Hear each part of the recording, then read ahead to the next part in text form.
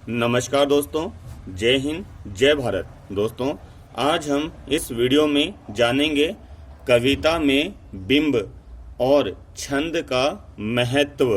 ठीक है ना।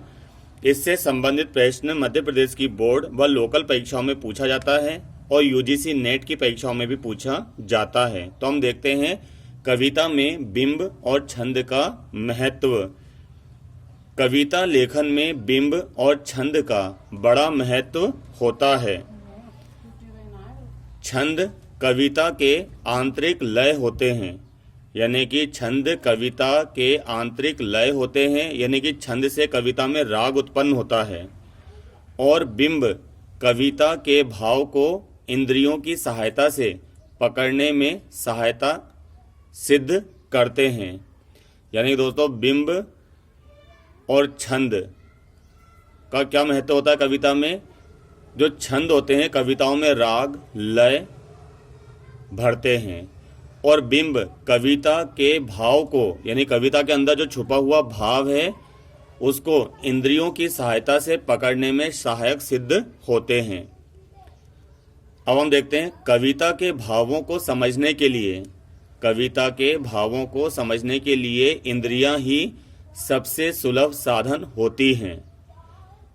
हमारी जो बाहरी संवेदनाएं होती हैं वह हमारे मन के स्तर पर बिंब के रूप में बदल जाती हैं। जैसे आप दोस्तों कोई कविता पढ़ते होंगे, उसको समझते होंगे, तो आपके दिमाग में एक चित्र सा बन जाता होगा।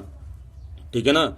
जैसे कि आपको कोई शिक्षक जब कविता पढ़ाता है तो उसको उदाहरण के माध्यम से समझाता है, तो आप हाँ सर आया समझ में। ठीक है ना। तो यानी कि चित्र बन जाता है, एक आईना बन जाता है।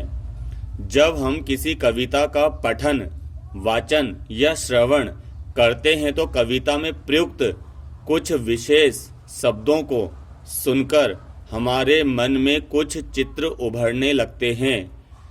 यह चित्र ही बिंब होते हैं। यानी जब आप कविता पढ़ते हो तो आपके मन मस्तिष्क में कुछ चित्र उभर के आते हैं।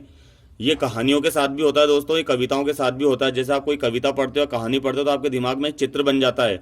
जैसे उसमें लिखा हुआ है कि उस गांव में घास फूस की बांस की झोपड़ियां बनी हुई थी। ठीक है ना। घर में उजाले का नामो निशान नहीं था, तो आपके दिमाग में कुछ चित्र बन जाते हैं, घरों के चित्र बन जाते हैं, झोपड़ियों के चित्र बन जाते हैं। जैसे कोई काव्य आता है, खेत का काव्य आता है, पैसों का काव्य आता है, तो आपके अंदर उनके चित्र बन जाते हैं। यह चित्र ही बिंब होते हैं, और यही स्मृति चित्रों, स्मृति मतलब यादें, यही स्मृति चित्रों यानी बिंबों के सहारे कविता के भावों को समझ पाते हैं हम, और कविता में स्वयं की अनुभूति करने लगते हैं। यानी कविता से हमारा जुड़ाव हो जाता है इन चित्रों के माध्यम से, बिंबों के माध्यम से। कभी आप देखना, कोई सी कविता पढ़ोगे या कोई कविता आपको समझाई जाएगी तो आपके दिमाग में चित्र उत्पन्न हो जाते हैं। ठीक है ना। कि ऐसे चित्र तो मैंने कहीं देखा है, ऐसा सीन तो मैंने कहीं देखा है, या फिर ऐसी चीज, ऐसी घटना, ऐसी विषय वस्तु तो मेरे साथ गुजरी है। तो वही होता है बिंब। अब हम देखते हैं छंद। छंद कविता के आंतरिक लय होते हैं, जबकि छंद कविता के अंदर समाहित होता है। छंद कविता के लिए आवश्यक तत्व होते हैं। जब तक कविता लय नहीं पकड़ पाती तब तक ना तो कविता में रस की अनुभूति की जा सकती है और ना ही कविता का आनंद लिया जा सकता है। यानी कि छंदों के द्वारा कविता में रस की उत्पत्ति होती है, छंदों के द्वारा कविता में आनंद की अनुभूति होती है। छंद के अनुशासन की जानकारी के बिना आंतरिक लय का निर्वाह असंभव है। यानी छंद काय में समाहित होते हैं, कविता में समाहित होते हैं। कविता के आंतरिक लय होते हैं छंद, जबकि बिंब क्या होते हैं। बिंब कविता के भाव को इंद्रियों की सहायता से पकड़ने में सहायक होते हैं। ठीक है ना।